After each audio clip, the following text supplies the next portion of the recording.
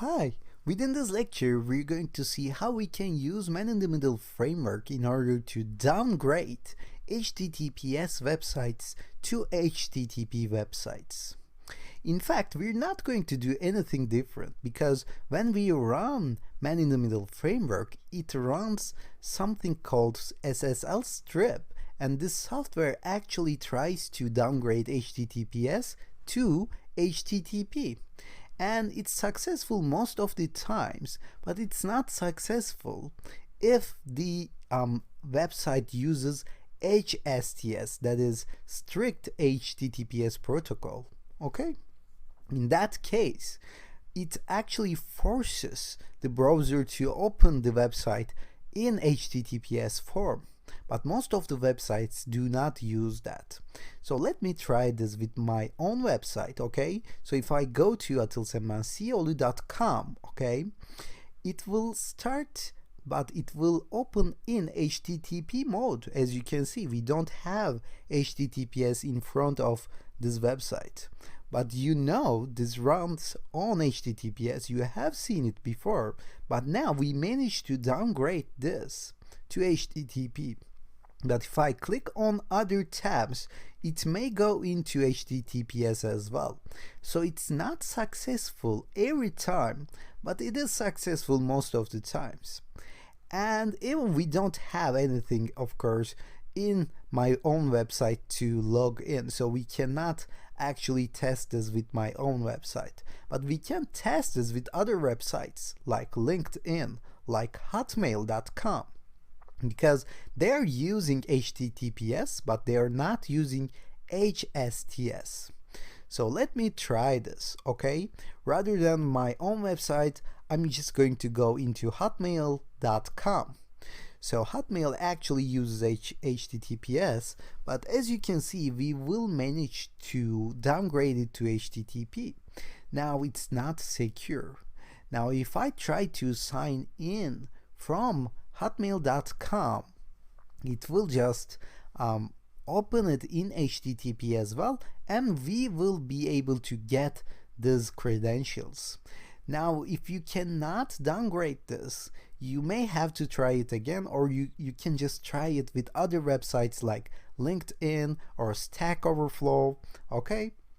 But I'm just going to do this in Hotmail, and as you can see, it's still in the HTTP, and I will come over here to sign in.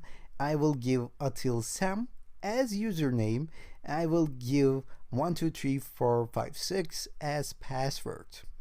So right now it will fail, of course, because there isn't any account like that as far as I know.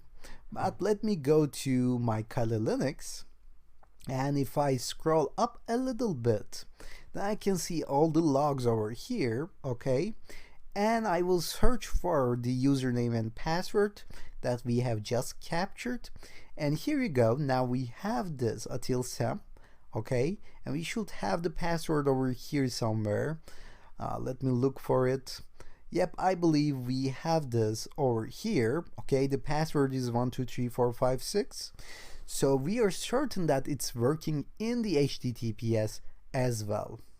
Remember, I have told you that the man-in-the-middle framework is not getting updates anymore, but the reason that we're not going to include better cap in this course only is that SSL strip actually works better in man-in-the-middle framework, at least at this moment.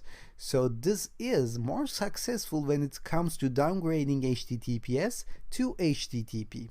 And since most of the websites actually use HTTPS right now, it makes sense to use this man-in-the-middle framework. If you cannot succeed, then don't worry, we're going to see how it's done in BetterCap as well. So if you cannot make man-in-the-middle framework work, then it's okay. We're going to see how to do all of these things in BetterCap as well.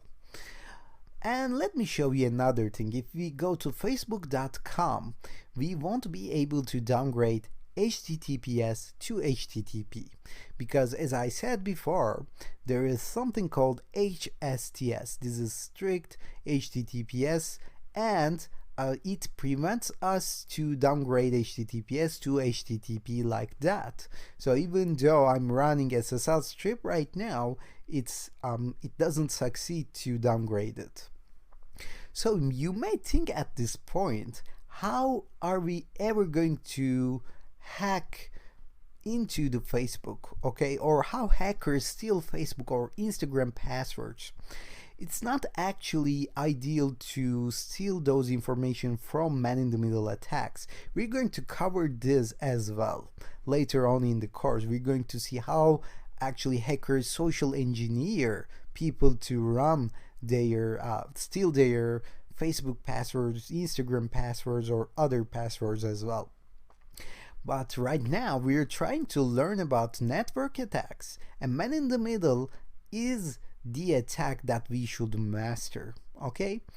And in fact, in the better cap section, we're going to see how we can downgrade the HSTS as well, but it will work like 10 or 20 or 30% of the time. And this HTTPS to HTTP downgrade works 60, 70, 80% of time. And of course, if you're targeting an HTTP website, it works like 95% of the time. So there isn't a guarantee that this attack will work and the hackers will steal our information, but there are some probabilities, and we're trying to increase this probability by mastering these tools.